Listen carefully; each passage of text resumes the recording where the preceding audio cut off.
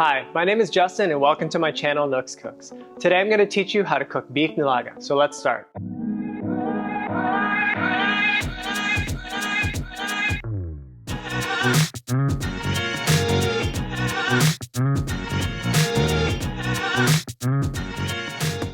Continuing with the theme of soup season, I'm going to move on to one of my favorite soups, beef nilaga, also known in Tagalog as nilagang baka.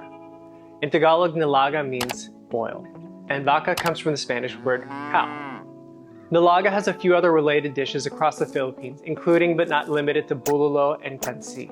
Today I'm going to focus on the differences and similarities between nilaga and bulalo. Nilaga is more of a broth because it uses the meat to flavor the soup, and bulalo is more of a stock because it uses bones to flavor the soup. The nilaga I grew up with used beef shank, like this. And that beef shank has these nice big bones in it and bone marrow. So technically, maybe that makes it a bulalo. It doesn't matter. Either way, it tastes good. Nilaga and its related dishes are popular across the Philippines, but in particular in the cold mountainous regions of Baguio and Tagaytay. Tagaytay is known for there's a lake inside a volcano, inside a lake, and ultimately it's on an island. Fun fact. Ingredients-wise, nilaga is fairly simple. We use beef. There's two types of beef that I use. There's beef shank, and then beef chuck short ribs. And then vegetable-wise, I like to use cabbage, onion, russet potatoes, and for flavoring, I like to use fish sauce, or patis.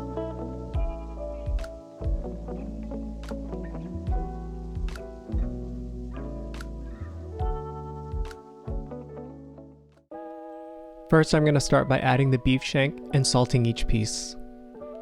The amount of meat you use doesn't have to be exact. I just happen to be making a big batch today.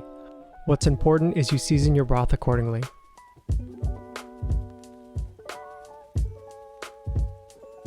And then do the same with the beef chuck short ribs. I want to note that if you don't have a pressure cooker, you can do all these steps in a pot while simmering the meat until tender. Add enough water to cover the meat.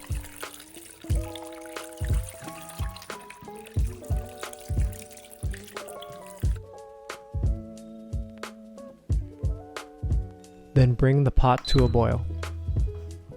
Once the pot starts coming to a boil, skim off the impurities to make for a clear broth.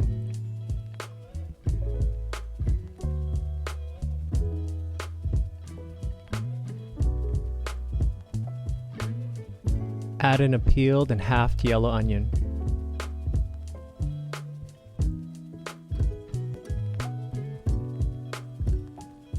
Cover the pressure cooker and then set it to the meat stew setting for 25 to 40 minutes depending on how tender you want the beef to be. While that's cooking, peel the russet potatoes and cut into medium-sized cubes.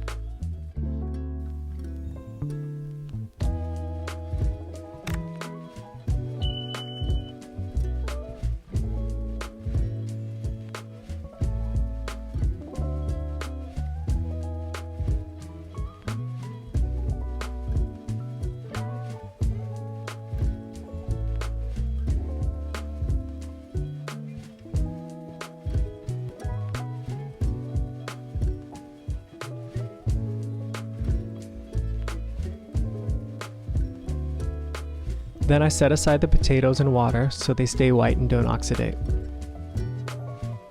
Cut the cabbage in half and cut it into smaller wedges.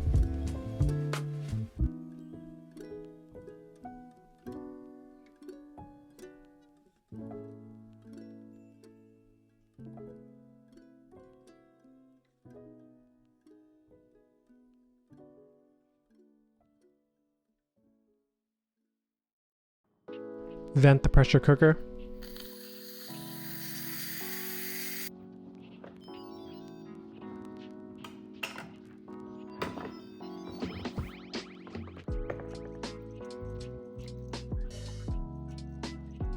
Remove the onion.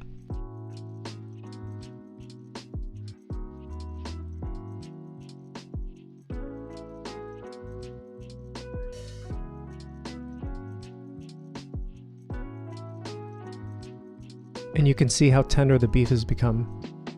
Then I skim off the fat that rendered out while pressure cooking. I do this by bringing the pot back to a boil, and the fat kind of pools on the side, making it easy to skim off. Another way to remove the fat is to put the cooled down pot in the fridge overnight, and the fat will congeal and you can remove it then.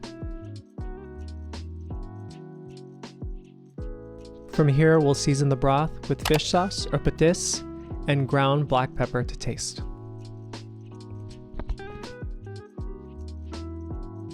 Now we bring a pot of water to a boil and start cooking the vegetables. One of the vegetables or sides that I didn't bring up earlier is Saba banana. Saba banana are native to the Philippines. I found these in the frozen section of my local Filipino grocery store. These are something my family likes to add, and they're completely optional.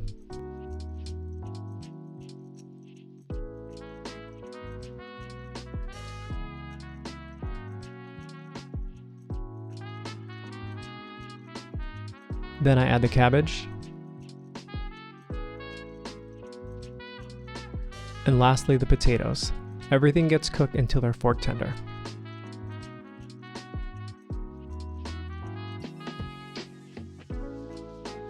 Once each ingredient is fork tender, I remove it from the boiling water.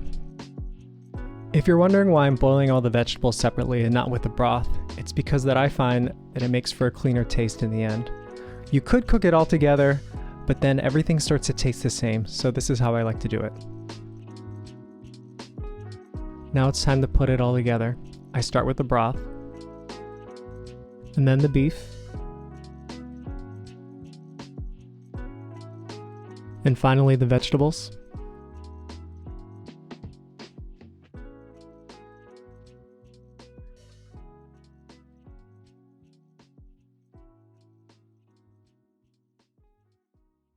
And we're done.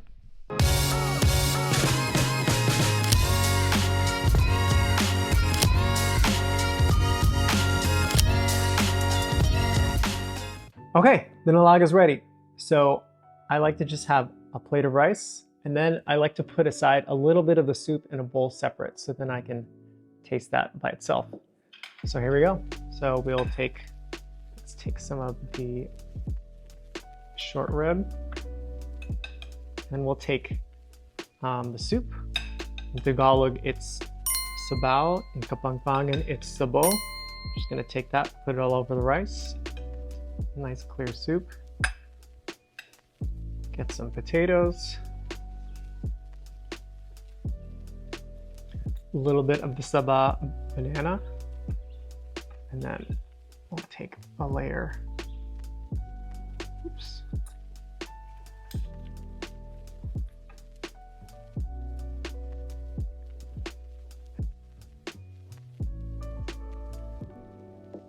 Take a little of the meat. You can see that after pressure cooking for 40 minutes, the meat is just falling apart tender, just perfect.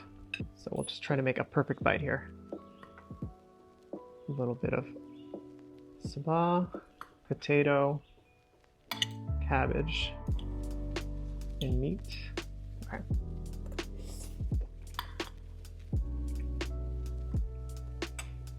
The saba is something that my family does, but it's kind of nice with all the saltiness from the fish sauce with the patis and the umami of the meat and from the fish sauce, just to have something sweet to kind of cut through all the other stronger flavors. If you do find that your soup is a little bit undersalted, I like to keep a little bit of patis or fish sauce in a little dish on the side, just to add to it. I tend to undersalt, that way I don't oversalt it, and then I can adjust as needed when I'm eating. And then don't forget, we have the soup on the side. Oh, I totally forget. Before we eat, in Kapampangan, we say mangan tamo. And after we eat, if the food is good, we say it's manyaman. One last thing about nilaga. Everybody does it differently. I like potatoes and cabbage and saba. I've seen bok choy, I've seen corn, I've seen green beans, I've seen chicken. And it all really depends on your family, where you're from, or just your general preference. So that being said, leave a comment down below of what you like in your nilaga. And remember to like and subscribe. Peace!